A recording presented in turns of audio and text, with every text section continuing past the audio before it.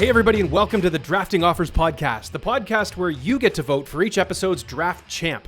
We're realtors from Southern Ontario, but this is not another real estate podcast. Make sure to subscribe to our YouTube channel, catch every episode on Spotify or wherever you get your podcasts, and follow us on social at the Drafting Offers Podcast. Here are your hosts, Brad Warner, Scott Morgan, and John Fielding. Welcome back to the podcast, everybody. John, Brad, and Scott here with you. Lots to talk about today. Thank you again for joining us at the Drafting Offers Podcast. We're going to talk about a couple of articles and a few things that have come up in the news. And then we're going to have a draft. And the draft is going to be fun because we're talking about your favorite real estate TV shows. And there's a lot of hard-hitting topic this week, eh? It's always going to be hard-hitting topics. Well, somebody's going to get hit hard. But that's why we need you. We need you, the listeners. We need you to crown the draft champ this week. I'm falling behind. I don't know about you guys. What are the stats? 1-0. Is that what we're at right now? Or 2-0? I don't know. So we're able to sort of recap that now. Week one already is on our Instagram. You can see Brad Warner smiling as the champ for what was that? Never in doubt. Wow Factor home features. Brad really knows all about that. Week two just wrapped up while we're recording here, and I'm happy to say that I was able to get my first win. So when it comes to signs you're a bad neighbor, apparently I know all about that. So we got one win Brad, one win Scott, and John is still looking for that first chalk on the board. This is me though. I mean, this is my thing. I'm like, I spend a lot of time watching TV shows, and I mean, I shouldn't admit that because I'm also working while I'm watching these shows. But when I do watch shows, I don't usually like. I like the real estate shows. I like some of the really terrible ones too. So I think my picks are going to be a little bit. So maybe obscure. I feel like we are on the opposite ends of the spectrum because I rarely watch TV shows, and I had to poll my wife this morning to see what she thought of her favorite real estate shows. So if you get a win here, does Kristen get half the win, or that's not how it works. She doesn't get to wear half the crown or like drink out of the other half of the cup. And I do want to say, last week it was a very narrow win of the bad neighbors for what it's worth. I don't even think you have access to the back end of our system here. How would you know? Just from talking to people, the vibe was that a lot of people actually meant to vote for my team and might have accidentally voted for your team. I like how you say that when we had a conversation that my wife accidentally voted for your team, and that was one of your big votes. So, but this is why we don't say who we are. Like, this is the reason that it's anonymous, right? It's anonymous. Yeah. I mean, if you're off on social media saying vote for team one or vote for team two, it ruins the authenticity of the draft. You get suspended for that. Yeah. That's why. But if you're listening to the podcast on Spotify or if you're watching it on YouTube at the Drafting Offers Podcast, then you'll be able to see who drafts what, and you can ridicule us that way, which is always fun. I don't mind taking a bit of a verbal beating every so often, but hey, one of these days I'm going to win. Let's talk about anyway. Next topic. Moving right along. We've got this article came up a couple of days ago, and the headline is "Most Canadians Waiting for Mortgage Rates to Drop to Re-Enter Housing Market: Poll. Housing affordability near the worst it has been in more than 30 years." And it's kind of timely that we're talking about this today because we just received notice of an interest rate hike. So now we're talking about mortgage rates and affordability, and now we're dealing with another interest rate hike. So who has an opinion on this? What do you want to say? How do you want to go approach this? I do find it interesting, the day that we were talking about this, and they polled Canadians, and their major concern is affordability and the interest rates. And then today it was like the complete opposite of what the Canadians wanted to get into the housing market anyways. Yeah. It's also a sign that all these people, you can't time a market. So people that are maybe timing a bottom of a market, timing a peak, they miss out. So if people have been sitting on the sidelines waiting, they're going to be waiting longer, or they might be waiting forever, because what's happened with supply and demand currently has really propped the market up. And with this article, what was it saying? 68% of Canadians polled plan to wait on this to rates to decrease. Mm-hmm. We have been seeing. I had a listing presentation yesterday on a 2-bedroom condo that got 12 offers. So if we have 68% of people waiting and we still have the demand that's out there, it's going to be a supply and demand issue for a long period of time. And I think that has been a common theme on the podcast that we've put together so far. The government of Canada, they phrase everything. They paint this picture like they're trying to kind of help everybody out of this economic collapse. They're trying to do things that are right for the economy, right for people, and to make the cost of living more affordable to people. And the reason they gave for the 4.75%, or the interest rate to 4.75%, restarting its monetary policy tightening campaign in response to stubborn inflation and surprising resilience in the Canadian economy. So I'm kind of thinking to myself, like, what do you mean the resilience? Are people buying again? Or are we just so, like, the prices have just like consumer goods, right? Like, not necessarily real estate, but like, consumer electronics, cars, food, everything else, all your daily needs. Those prices have been so ridiculously inflated over the last little while. Is that what they're looking at? Are they saying like, well, because now our grocery bills have gone from $100 to $200 per week? Is that telling the government that now we're okay? I don't think it is. I think we just don't have the ability to pay less. Like, I think we're just stuck paying these high prices. Well, I think inflation is exactly what they're trying to counteract here, right? So like you said, the economy has been more resilient than they probably originally thought it would be. They did all of those rate increases last year to battle inflation. And right now, the unemployment rate is the lowest that it's been in a very, very long time.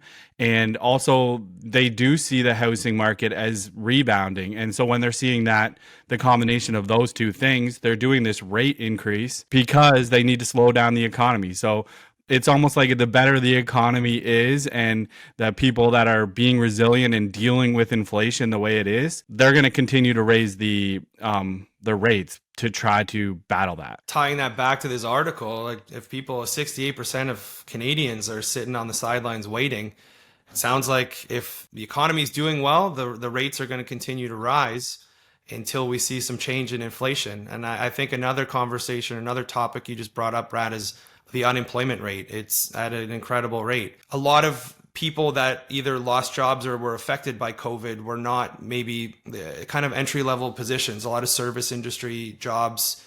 So that affected a little bit more of the rental market as opposed to the purchasing market. And what they had expected was between the start of the year, they wanted to get from around 7 with inflation to around 4 by June. We were getting very close, and they thought that could happen on its own just with trade opening up. It started to do that, and then what we've seen is the last update, it had actually spiked up a bit. So when they see that, it's obviously not going according to plan to get down to their big number of 2 when all said and done. And when things were forecasted at the start of the year, they were predicting maybe by end of year, early next year to be around 2. And that's where people started saying, once we hit there, we might have some rates go down. At the end of the day, they're doing what they think they're doing to help out Canadians. So we just got to wait and see. Do you think we're in a worse situation than our parents are? I know that we're all kind of from a certain generation here. And, another thing that this article mentioned, it said that the majority of Canadians feel buying a home is more out of reach for them compared to their parents. Absolutely it is. Of course it's out of reach. It's like, that's not even news necessarily. But I mean, is it so far out of reach that they're just never going to have it? We were talking a couple of minutes ago about, just before we came on here, we were talking about how, cities like New York, I mean, owning a home, owning a property isn't necessarily one of their goals. It's just to kind of maintain their lifestyle. So if you're paying $10,000 a month to rent an apartment in Manhattan or even an apartment in Brooklyn, are you ever going to buy a home? Because the apartment that you're renting is probably $9 million. Like, you can't. I don't think it's possible for most people. 70% of those aged 18 to 24 are most likely to have this outlook, followed by younger millennials, ages 25 to 34, at 69%. And older millennials aged 35 to 44, which is us basically, at 65%. Do you guys find that people are okay with just not owning something now because they feel it's way, way out of reach? I think you might see just future generations. So what was the numbers? 18 to 24-year-olds polled, I think over 2/3 or close to 70% just considered the idea of buying a home impossible. So once you see those people getting older, if they haven't looked at more creative ways to get into the real estate market, say co-buying, buying with family, or maybe inheriting money, you're just going to see how people live change. And that's maybe that more New York style of living, but it could be in the suburbs. It could be closer to transit. I know Whitby is really trying to fill in their land as opposed to building further north and have more transit, more live, work, and play options in order to either live where you work or be very close to transit to get into Toronto to work. So I think you just might see lifestyles changing from how our parents were, where you could live on a single income and pay for a 4-bedroom home for your family. It feels like it depends where you live almost too. You know, out here where things are obviously a little bit cheaper, but also wages are lower as well around here. But it feels very important to most people that they are homeowners, and you know, a lot of people are extremely reluctant to rent. And obviously there's a lot of people renting in Belleville, there's no doubt about that, in Trenton, and but for the most part, even those people that are renting, their ultimate goal is to own. People are going to find ways to make sure that they're homeowners. And, you know, the interest rates and all the stuff that we hear out there that are obstacles for home ownership, the people that really do want to own are going to find ways to do it. That's a good point. We were talking about that too. Finding ways to own. Like, I think interest rates keep going up, and the demand outweighs the supply. The supply is very low. The demand is very high. There's a lot of people trying to get into the market or trying to upgrade or whatever. They will kind of, a lot of the time, will find a way. I know that if I didn't have the money that I needed for a down payment or for a deposit or something, then I might be like, okay, well, who can lend me this money, and how can I go to the bank? Can I do this? Can I go to the bank of mom and dad? And just sort of see what happens. And I think that's another thing that Scott brought up earlier before we were on air. Is he said that he asked me if I've ever seen deposits with two separate checks. So like two different checks, one for 25,000, another one for 25,000 or something like that, making a $50,000 deposit. And is that kind of a common thing? And I said, well, it's probably because it's parents giving money, or like the two checks coming from two different bank accounts, whether it's the husband and the wife or the partners. Each one of the partners has their money, or one of them is from the partnership that's buying, and the other one is from a parent. I haven't seen that a lot lately, but I think because Scott's listing was a condo downtown Toronto, it's a little bit more conducive to sort of younger couples or people getting into the market. And bigger importance on saving a larger down payment. So if you're both doing that and you're saving, buying your first home, potentially coming from two different spots, and if you find that place have to act quickly, maybe you don't have all those funds in one bank account. So I just found it interesting, the amount of people that did have two deposit checks, as opposed to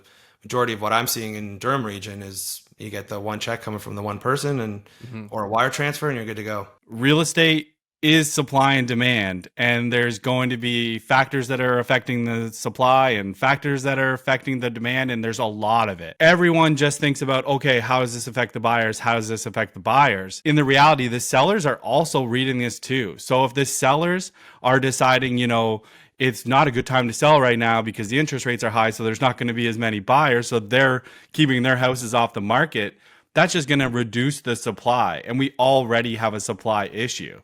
So I think it's short-sighted to just think that it just affects the buyers and that maybe this will bring less buyers to market. But there's also going to be the potential to bring less sellers to market, which is just going to continue to affect the supply and demand. Every transaction has a buyer and a seller. Brad, I think a good little add-on to that, I think the sellers being reluctant to sell last year might have been one of the key factors that kept the market from falling further last year. Yeah. And I think experts were expecting more listings to hit, but sellers were hesitant. They were also probably locked in at rates that were affordable, and they have good employment, other factors that affect things, and they just held tight. And then that's why we saw in February, when they kind of decided to hold tight, the market, and the buyers came back, the market exploded, and here we are. So it's going to be very interesting to see where things shake out. And Financial Post did a similar article like this, and it was all about the main concerns for Canadians, and it listed the poll that they did, and here are the main concerns that Canadians are showing, and affordability is involved with all of it. Bringing the interest rates up, and let's just say that does bring house prices down because the interest rates go up, but that doesn't necessarily mean that it's more affordable for Canadians because they're paying more in interest. Yeah. So it is definitely interesting, and most of that really affects variable rates right away. And I mentioned to you guys, I'm in the middle of renewing my mortgage right now. And last week, like if you're on a fixed rate, it's not like overnight my fixed rate just went up.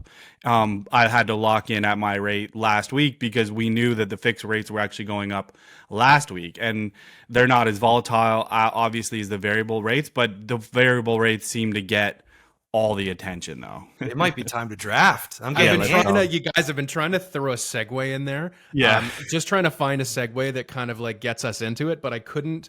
Say So we're something just- about Okay, so we're gonna draft who's a big fan of Live Golf and who's a PGA golf fan, right? Don't Wow.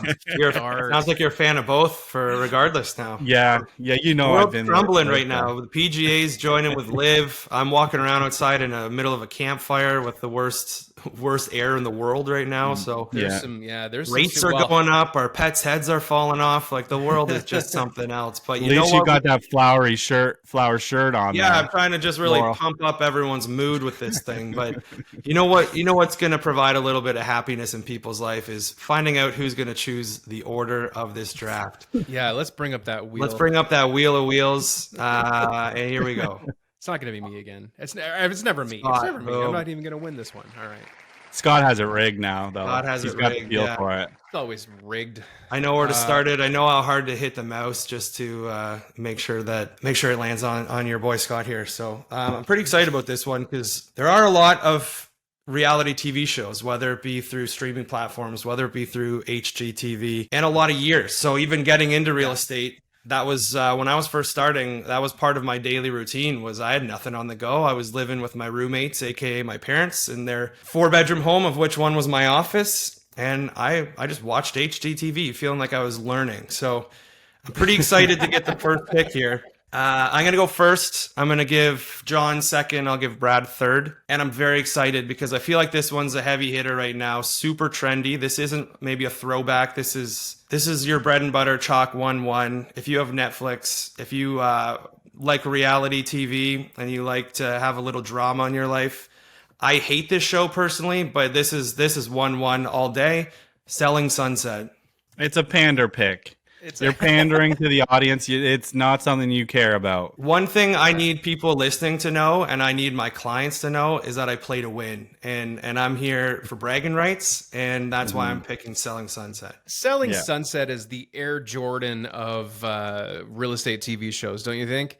And I'm saying that because it's just the biggest commercial machine. It's the biggest, probably have the most amount of viewers. It's probably the one that everybody talks about. Have you seen Selling Sunset? Everybody this is like the benchmark to the industry. Everybody thinks that that's the top of the industry. These people are all at the top of their game, and we're all trying to get there. But I think it's a completely different world. You can't even compare it to anything that anybody else does in real life. Could be the most unrealistic representation of real estate that I can picture. Which is why you made it your top pick. Yeah. Didn't yeah. she come and speak? One of them come and speak at was it the Aurea conference last year or something like that? Yeah, and that's an somebody absolute embarrassment. And Anyway. Scott was fanboying beside her, taking photos with her. Yeah, Oh, that, that sounds was, like, that sounds like me. All right. All right. John. So I'm number two. Okay, I'm number 6. So I'm going to go with something that's a little bit less. Well, it's been on network TV. So this is not a Netflix show, but this was on network TV, mostly in the States. And it's called, so it's a little bit of a fringe pick, but it's called Flipping Vegas. You guys know Flipping Vegas? There's very much, it's more of it's a lot of a home reno type show, but it's about a developer and his team of agents and his McLaren and his Porsche and his, trophy wife. The whole thing is kind of based on the fact that the Vegas economy has been like up and down and up and down. And so he's like this guy who takes advantage of the real estate situation and renovates homes and everything. Have you guys seen it? No, never even heard of it. Are you John? serious or are you being sarcastic? I'm serious. You ever heard of Flipping Vegas? Oh my God. John, you wasn't flipping kidding on me? my list. I think I have about 30 shows here. Didn't hit the list. What is it aired on? What's it on? It's on A&E. Okay. All right. Yeah. Cool. I might have to say, I know it's only the third draft, but that could be the worst first round pick. The worst. The worst. My thing here though is I'm rooting for you, John. I love Yeah. that you're being authentic to yourself and staying true to what you like. So I Like, honestly thought it was a you more didn't, popular show. I'm about to pick two in a row here, and they're going to be both bangers compared to that thing. Okay, hard to so do. with my pick, the first round, I'm going to go with House Hunters. now Original House Hunters? there's a couple. narrow that down. No, I'm just taking the whole thing. The whole thing. You can't I take want the whole conglomerate. You got to choose. I don't know the difference of one to the other. There's one that If I might see be- House Hunters, I'm watching it. There's one that might be more centralized, and there's one that might be very abroad. Let's just say that. Okay, I'll go with. I don't need the. What's the one that's like the abroad one? What's it called? That's international. I don't want that one. I want the other Okay. one. I mean, maybe this affects my pick a little bit that I don't get the whole thing, but I did do a little research. And did you know there's 234 seasons of House Hunters? Seasons, not episodes. Seasons. I wonder how many are in a season. How many seasons do you think there has been for Flippin' Vegas? I think it was maybe canceled Like halfway 4? through one. Halfway through one. Yeah, I think it's about. I don't even know. I think we're about 4 maybe. But Okay, right. so that's so my. just to go on with that show, that's one of the OGs, and what I loved about that is it'd be like Brad sells elastic bands and his wife is unemployed. Their budget is $850,000, and this is like 10 years ago when that would buy you an absolute mansion. So you're wondering, where is this fake or is this real? You know what though? I would say memed. you Go could ahead. actually probably learn some stuff from that one though. Like there's actual learning things involved with that one. It was definitely on my watch list when I was up and coming trying to learn real estate for sure. Okay, my next Check pick. around now, yeah. Yeah, I'm staying along the same lines here of just big ones, and I'm going with Love It or List It. Now again, Not Vancouver. Not Vancouver. Vancouver. Not Vancouver. taking the Toronto one. No, is it Toronto? Yeah. Yeah, Toronto Got was the guy with the bald guy The and bald then guy. The bald guy. Yeah. Yep. Okay. They're the OGs for sure, right? early 2000s. I think we're looking at that old like Love It or List It. The original ones were Toronto, and that was probably early 2000s, right? Yeah. Mm-hmm. I could watch those all. I mean, there was a point in my life where I would sit down and watch 4 or 5 of those in a row. No problem. is that the best one of the two though? I know it's the original, but You know, I don't want to, maybe we don't want to tip picks and I don't want to talk about the other one much, but I'll you say already did. You already these did. two, the two that do this show, I think they're funny. I think I just like the originality of it instead of the copycats that you're referring to. John, Okay. after your first pick, I'm so pumped to hear what's coming next because you said you had a very short list this week, so you're going niche. I have a little, well, some of them are going to be niche, but some of them are also going to be the big ones. I think this one is probably, hopefully, going to redeem me, but I think you're going to find a way to rip me apart for this one too, because there's 2 versions of this show, and I'm picking one of them, and the one I'm picking is $1 Million Listing New York. I like the people that are on $1 Million Listing New York. I think I like the vibe of it. I think there's way too much ego in LA, and I think New York is a little bit, there's still some ego there, but I think New York is a little bit more just Little like, concerned that you've tipped a big pick here. Well, yeah, but well, that's come on. We all know that there's a couple. It's not like I'm not picking that one necessarily. Brad We had all asked know the that wife there's one. today, buddy. I did not know that. one thing I will say, John, great pick. And of the two, definitely the better of the people. If you're looking at actual agents that are out there, Ryan Serhant's got a full training program. 3 or 4 of these guys and girls have books. I just found that one more entertaining. I like the New York style of real estate. There's a lot of the other place already, maybe in my first pick there, but I like that. You took the Real Housewives of New York, but real estate side version, right? Basically, I've never seen the show, but that's what I'm assuming that it is. There's going to be a couple real estate shows that I'm sure that we're going to pick. They're going to be a little bit closer to Real Housewives than $1 Million Listing LA, or sorry, $1 Million Listing New York.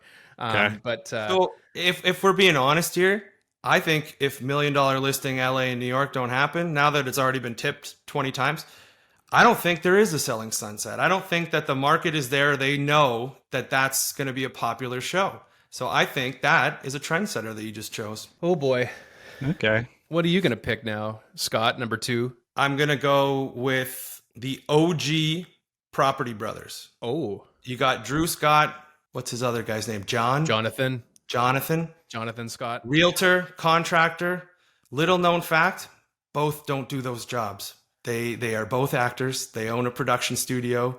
Hate to blow some minds here, but that's not a real show. They might be handy, but they show up for a day or two, film, and then they're gone. Someone else does all that work. But when we're talking old school favorites from getting going, these guys have made an absolute career for themselves. I won't say anything that they've done since because there's a lot of other options that are out there, but this is the original. This is what got them started, and happy to have that as number 2 on my board. So are we, because that clears the board for other terrible shows.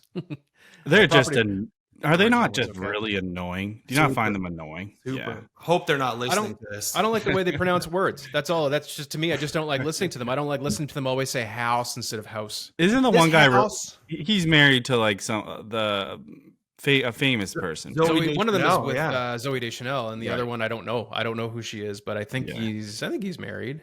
I'm pretty sure, or was maybe. I don't know. For those listening, they did put out a couple of songs on YouTube, music wise. So go and check that out, and maybe report back with how you feel that tickled your eardrums. Yeah. So I gotta That's not the go. word I was looking for, but okay. I gotta go with another one here. It might have gone under the radar because Brad has no idea about HGTV, but if you actually look at real design, real decor. If you're into the farmhouse look in your house, that trend started from Chip and Joanna on Fixer Upper with Magnolia Properties, and that shiplap, that barn board, that modern farmhouse, that's them. So I'm Yeah. pretty pumped to get them. They also have a network too, right? Like they've got their Magnolia network. Yeah. So they've gone from kind of doing the real estate TV show thing to the renovation TV show thing to kind of basically just kind of having their own Oprah network, right? They're like Yeah. the Oprah of real estate programming, I guess, in the States anyway. Chip's a funny guy. Joanna, Yeah, great. I like that. I'm pretty happy with that. I'm next, John, right? John, you're Uh, up. I'm gonna go all around. I'm gonna go all the way around the world for this one, and I'm gonna go down under to Lux Listings Sydney. And Lux Listings Sydney's on Amazon Prime. And the thing about Australia is the way that they do real estate is just so entertaining and so interesting because they do the live auctions. You know how much people are spending. There's no. Why are you so close? What are you doing? What are you doing? I gotta listen to this. I'm learning about this show for the first time, so I gotta lean in and listen. I saw it on lists. I saw it on some lists. Lux Okay. Listings Sydney, but it's the interesting kind of way that they do real estate there, where it's a little bit different. There's not a lot of just like closed envelopes and offers and offer processes and kind of this like you don't really get to it's a blind bidding type of situation for them. It's just like here's the house, this is the auction. Auction bidding starts at whatever it is, and if it meets the reserve, it has to sell. If it doesn't meet the reserve, it doesn't have to sell. So they said that the seller sets the reserve at whatever they want, and if it meets that reserve, they have to take the offer or whatever the highest bidder is. They basically committed to selling that place. If it doesn't meet the reserve, then they can do it again. So it's a very interesting process, and it's kind of cool to watch that, even though the characters on the show are douchey. Because it is similar, right, to like Selling Sunset and $1 Million Listing. Like it's like Real Housewifey kind Yeah, of there's show, drama, right? lots of Yeah. drama. But I Lots of like that drama you between brought agents. up the that it's basically how ending of blind bidding would go if it goes into that auction process. And I was in a training course, and someone from the States who's started one of these programs for housing offer presentations, and it seems kind of interesting in the sense that what they're going to do is when you list your home, you can have like a buy it now price. So if someone wants to do that immediately, it ends everything, deal's done. And then the auction process goes on and on and on and on. And at any point, someone can just hit that button. And I found it kind of interesting that it's kind of like if you want it, you can have it. It's not, I think that's going to lead to people with money or the highest bidder getting the house every time. But I found it kind of interesting after losing out the last 2 weeks about 3 times in multiple offers. It sounds nice to have maybe been able to hit that buy now button. But okay, so Lux Listings Sydney is off the board. Off the board. And we are okay. on to Brad. All right. I feel like John and I are just so different on these picks. And mine are like, maybe I'm drafting like a older lady kind of drafts here, but like more staples anyways. But mine, he actually makes an appearance on Selling Sunset, so I'm hoping I get a little bit of shine from there. But it's Flip or Flop. He's on Selling Sunset because he's with that the one girl there too, right? So So how did you know that he's on Selling Sunset? Are you a frequent flyer? You said you don't watch these shows, but that's a kind of a deep dive. I never said that I never watched it. You learn something new about longtime friends every day, and this is one of those moments. I'm not going to talk about your pick during my own pick, but I used to like that show. I used to really like Flip or Flop. I don't know. It was Renovation like- shows are fun to watch. Gives you ideas. Yeah. Okay, you're up again, Brad. And along that same lines, and you were talking about watching, HGTV when you became an agent. And actually, this was a show I watched a lot when I first bought like my first home, and it was House of Brian. Big old Brian Baumler. I'm a big Brian guy. I think Brian's great. I think he's one of my favorite people on TV. Wow. He's a great guy, and he breaks it down, and I love his calm demeanor about everything, which is awesome. But yeah, anyways, House of Brian. Just sort of under his breath, sense of humor, dropping bombs like very calmly in terms of humor and not freaking out. But I would love to golf with him. he seems like you probably could. Like you're talking Selling Sunset, you're never meeting any of those people unless you go to the Buzz conference last year. House of Brian, you might be able to just send him a DM and he might hook up with you for 18.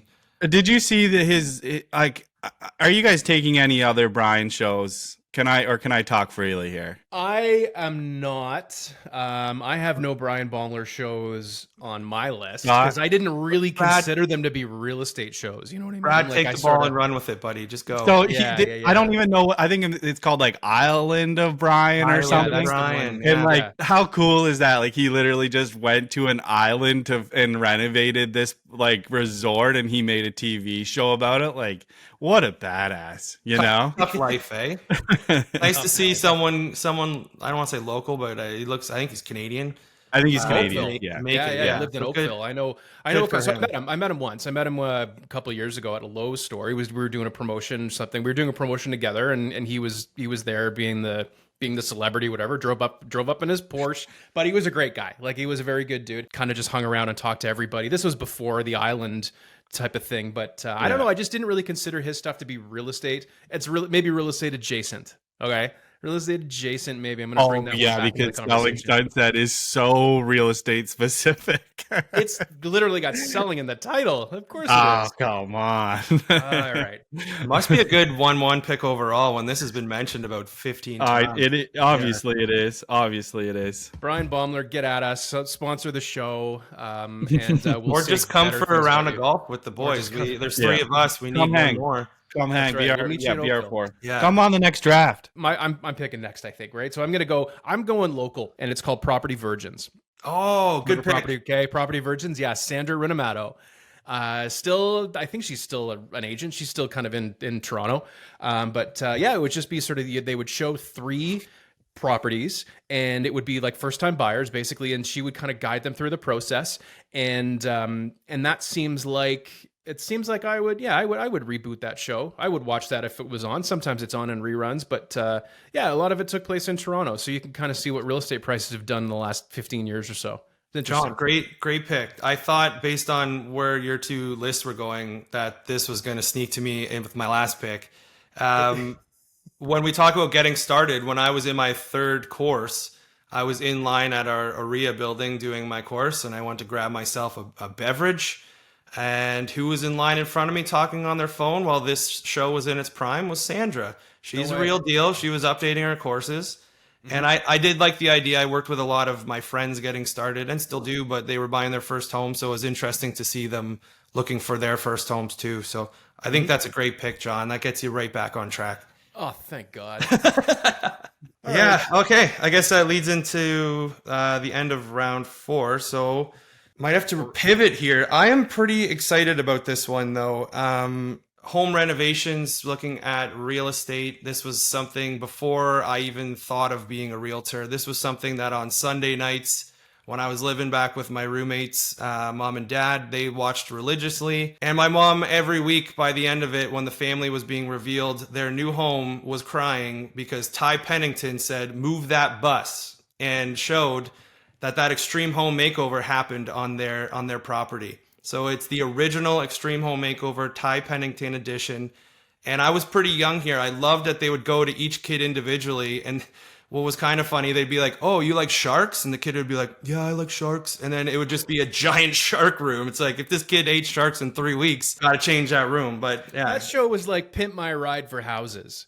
You know what I mean? Even though like it was just the weirdest thing. It was like, like Pimp My Ride. Like, take one little thing that person might have mentioned one time, be like, "Yeah, I kind of like sharks," and they'd be like, "We're making the whole house into a huge shark." It's like the Pimp My Ride was like, they'd take somebody's like beat up car and be like, "We're gonna make this, we're gonna help this person out and kind of make them, make the car awesome and like a showpiece and all this stuff." And it's like that person said they'd like coffee, so we're putting an espresso machine in the trunk. Like Exhibit believes. Yeah, X to the Like, Z. X to the Z. X to the Z. The difference here is it was just some guy with a broke down car, and then this show was like taking an absolute family in need or someone that was living in a rundown home and they had just fostered 8 kids and they needed rooms for them. So it did release the tears for a lot of Scott, is this one where they would have like a huge like canvas almost in front of it, and they would be standing out and then like remove it, and then the house would okay. Yeah, and That's it was rebooted more recently with I can't remember his name from Modern Family.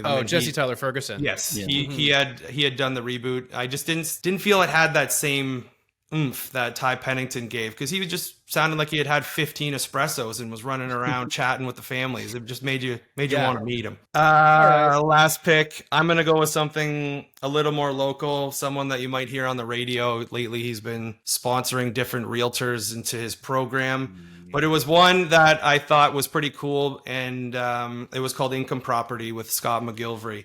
I thought you were going with one other person. I did like the idea that you could get some income out of your home. I actually have someone I went to elementary school with that was on the show and kind of got a back end of that. And they didn't go searching for houses. They had to apply with their house. That kind of ruined it for me. But it was kind of cool to think that you could just go and get that secondary income in a property. And it was a local show.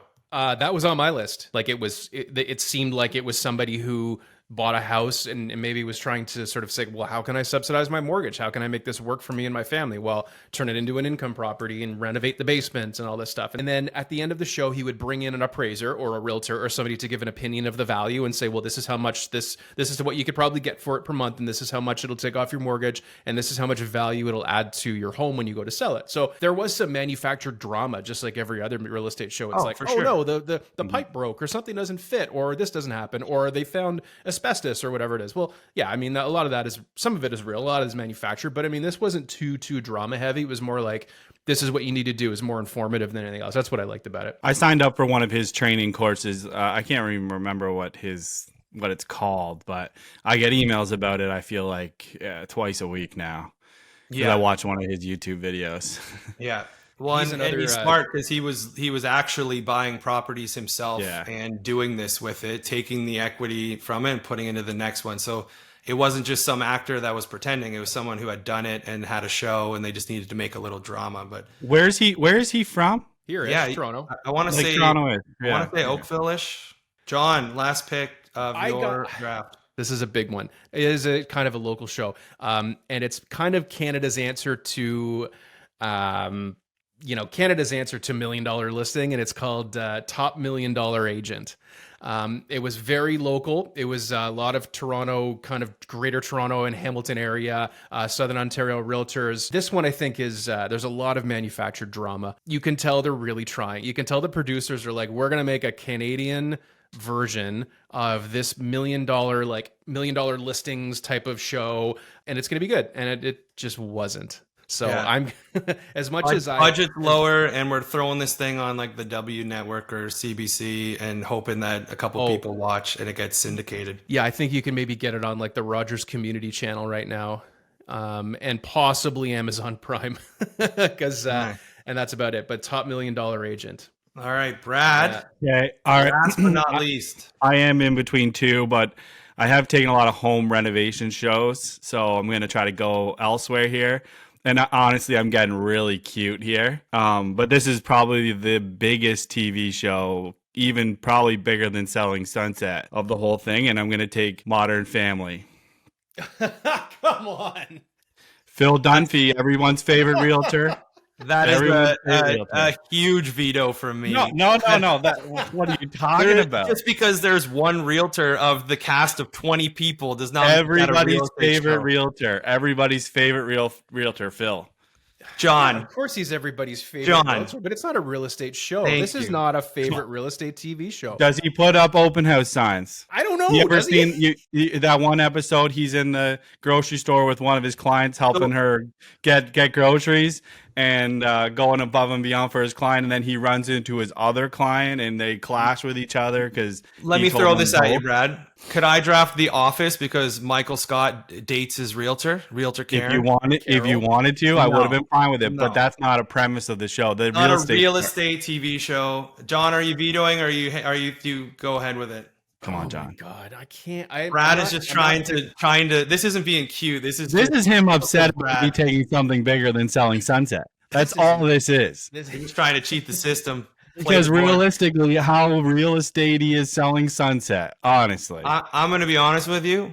The You took legitimacy Property of our Brothers. podcast relies on this answer from John. Because You if took someone's Property reading Brothers. Modern Family on that board. My God. You took Property Brothers, who then you completely admitted neither of them are into real estate.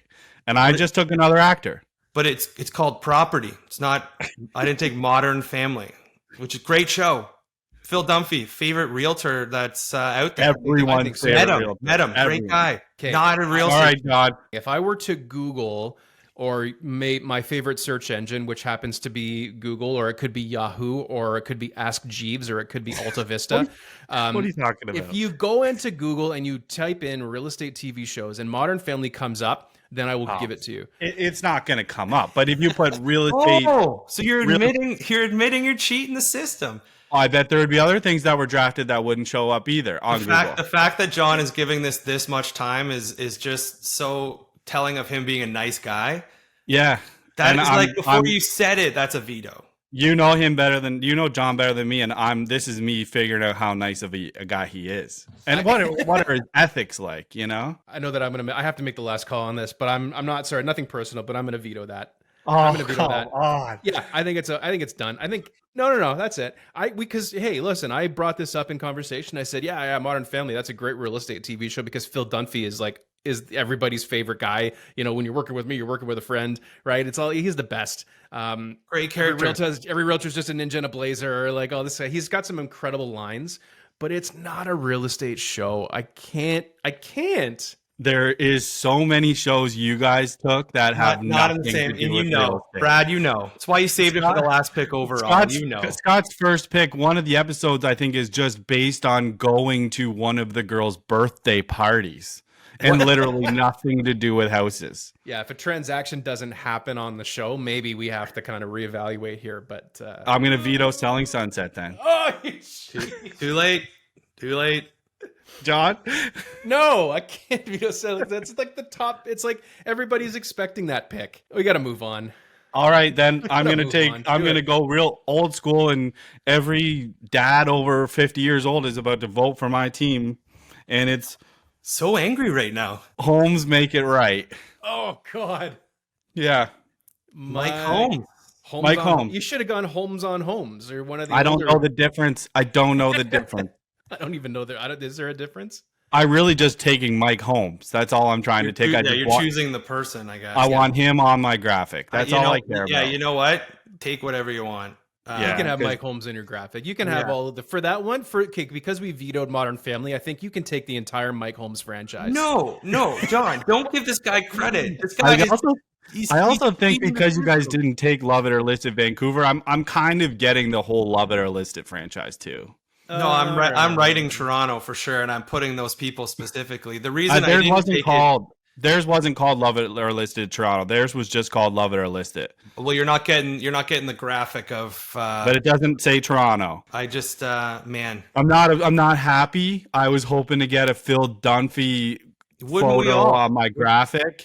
Wouldn't we all? If it was a show specifically about him and his real estate dealings, then yeah. I even brought up some Phil Dunphy quotes. So I didn't team get a one. first pick in. Wait a second. Oh wait, did I? That is, Yeah, yeah. that was it. Round. What was my first pick? Round one: Selling Sunset, Property Brothers, Fixer Upper, Extreme Home Makeover, Tie Edition, Income Property. Team two: Flipping Vegas, $1 Million Listings NYC, Lux Listings Sydney, Property Virgins, Top $1 Million Agent. Team three: Brad, House Hunters, Love It or List It, Toronto original version. Yeah. Flip or Flop, House of Brian, Holmes makes it right. What's still on the draft room floor? What do we got left over? Yeah, I got one. I got one that was a really good one that had a really great realtor in it. It was called Modern Family. I also had Flipping 101 with Tarek, just because I was going to get something with Tarek no matter what. Big Tarek guy. And then Masters of Flip those are the only ones I had. Masters of Flip's a good one. Big Flip renovation guy, he seemed like, which is kind of cool. Obviously, there's the other Love It or List It Vancouver, which has been mentioned 14 times. Home to Win was a good one that was done kind of locally. So it took all the HGTV people, they built a house with whatever aspect they specialized in. There's a couple local guys that were on Decked Out that I know of, and they're local to doing renovations in our area. The Bro Laws, so they were on that show, so it was kind of cool to see the back end of that. We did Property Ver. Trading Spaces was one of the OGs, where you basically traded with your neighbor rooms, design rooms, and you basically had no say over your room. You have things like the Vanilla Ice Show. You have My Lottery, Dream Home, Scott's Vacation House Rules, Celebrity IOU. We're gonna let Vanilla Ice go away. Okay, we're not gonna let Phil Dunphy. We're gonna let Vanilla Ice. He was renovating homes, and then there was Hometown, which is the guy with the big red beard, and they just basically are renovating a lot of broke down homes in their hometown, which is kind of cool. I got a couple. Well, I mean, yeah, $1 Million Listing LA, which I didn't stick in there, but $1 Million, decided to go $1 Million Listing New York. We can't discount the fact that $1 Million Listing LA is colossal. I'm just tired of the Joshes, to be honest. Escape to the Country. Oh yeah, My House, Your Money. This was another Toronto-based show with a couple of people who this was like it was sort of the parents were paying, like it was already established early on that the parents were the ones sort of paying the down payment, or at least like helping the kids out, and they would have a lot of input. So it was the kids and the parents house shopping. My House, Your Money. Surreal Estate. I wanted to put this in so bad when we were talked about not fantasy, but like fictional shows. Surreal Estate with Tim Rozon from Schitt's Creek, and also Sarah Levy, also from Schitt's Creek. The two of them. So he played a realtor who was like hired, essentially, if the house was haunted, they hired this guy. So it was interesting. It was dramatic, but yeah, I mean, not an incredible show, but it was there. Zombie House Flippers was the last one. That was another one on A&E. So if you get cable, you might have seen Zombie House Flippers following Flipping Vegas on Saturday mornings. Wow. It was a big Saturday morning for John. Big Saturday morning. We want to hear what you have to say. So if you can head over to our Instagram channel, you're going to vote on the story. There will be a poll. You can also go into the actual draft board comment and go into the comments and let us know who won to you and why. And we're very excited to see who we can crown champ for week 3.